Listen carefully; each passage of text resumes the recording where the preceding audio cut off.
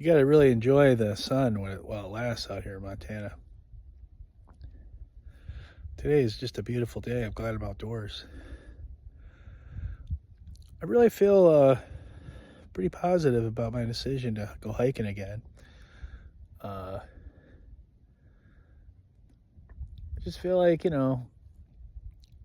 can always do the responsible thing and just like save money and invest money, try to buy a house, try to get established, try to find somebody to marry. But I just feel like I'm happiest when I don't really have too many attachments in life, or I'm kind of minimalist. I really don't like owning a lot of stuff because it's kind of ties you down.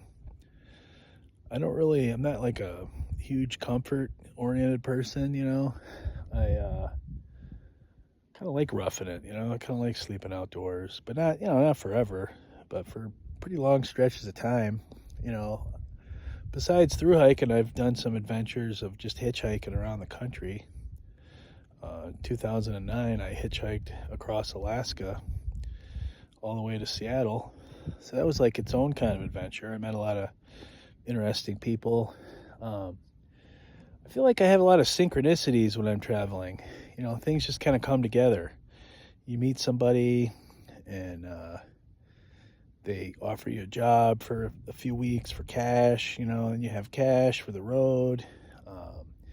You meet some people on the road, they have you stay at their house and they learn about their interesting lives. Like when I was in Alaska, I met like gold miners and fur trappers and natives. I met a native elder way up in Alaska, had written a book about mythology of his tribe, of his nation, of the Athabascans. It was really interesting meeting that guy.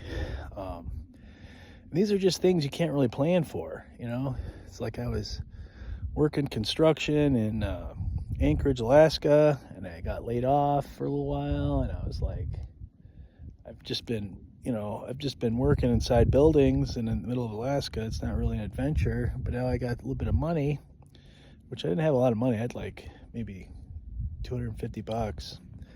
And I just got this idea, just start hitchhiking. And I just hitchhiked from Anchorage to the Yukon, went through the Yukon, went back into Haines, Alaska, took a ferry, and found work along the way, did sheetrock for a couple weeks. Met some people on the ferry. I actually met this fairly famous triple crowner. I think he was a triple crowner by the name of One Gallon. And he told me about the Appalachian Trail. So I had this idea in my head that someday I wanted to do it. And he had done it 3 times. And he had done all the trails 3 times. And then he decided he wanted to do something different. So he went on a paddling adventure. And he had a folding backpack canoe or a kayak. And I met him in Juneau, Alaska. And he had me watch his stuff while he went and paid for his ticket for the ferry. And then he was with a buddy, some guy that worked for NASA who was recently retired. And they were both just turned 50 years old. And they were just living a really adventurous life. They had kayaked the whole inside passage from Bellingham, Washington, all the way up to Juneau, and they were heading back. And he told me about the Appalachian Trail. So then I went on to Seattle. I kind of hoboed around Seattle for a while. I rented a bed in an RV from an old Vietnam vet. And my rent, I'd go work at Labor Ready. I'd get paid cash every night. And my rent was I had to buy him a tall boy, a Steel Reserve, and a pack of cigarettes. That was my rent. So I'd go work, clean up garbage in a construction site or, doing construction.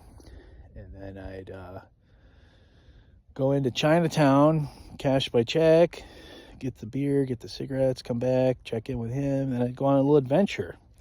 I'd just experience Seattle. I'd just hang out with some graffiti artists and some different people, different types of artists. We did just odds and ends, rented a room for a while. And I just kind of took one day at a time. I was always living in the present moment because I had no idea like what would happen. Like anything could happen. I could just have a wonderful adventure. I could have just kind of a boring day, but you have boring days anyway, And so whenever I went on an adventure, like for a while I was a woofer. I worked for room and board on an organic farm. And I didn't have basically any money, and I always had fresh organic food every day. I was always outdoors, always working with the seasons, doing different jobs for different times of the year, building fences, hoeing, weeding, planting, taking care of chickens.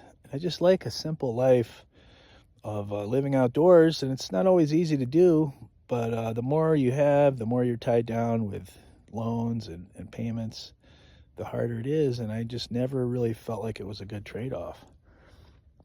So I don't really know exactly what I'm going to do after I hike the trail, but it seems to me things like always kind of work out. But I do feel like I am getting a little bit older. Pretty much I felt the same all through my 20s and 30s and 40s. I was pretty healthy and great shape most of the time. And so now I feel like, things are a little harder. I did do a couple month long hike of Maine on the Appalachian Trail in 2022. And I felt like it did beat up my body a little bit more than it did in 2015 and 2016. So, I'm smoking a cigar now, but I eat pretty healthy. I don't really drink. So I'm actually going to try to get in pretty good shape. I do daily walks, but I'm going to maybe start carrying a pack, start getting used to it, start doing some pull-ups for like the hand over hand climbing that you have to do on the Appalachian Trail. I'm going to do some calisthenics, and I'm going to keep trying to lose weight. I recently lost 15 pounds.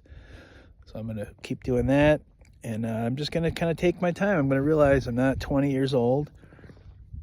I'm not going to do 20s and then go to town and like get drunk 2 nights in a row and then hit the trail again and start doing 20s again. I'm not going to do that anymore. These young kids, they could out hike me. I could either outdrink them or out hike them. I can't do both. So I think I'm going to kind of take it easy. There's people on the trail you meet that aren't really partiers, maybe hang out with them a little bit. There's a lot of different types of people on the trail, some older people, some younger people. I'm just ready for the adventure.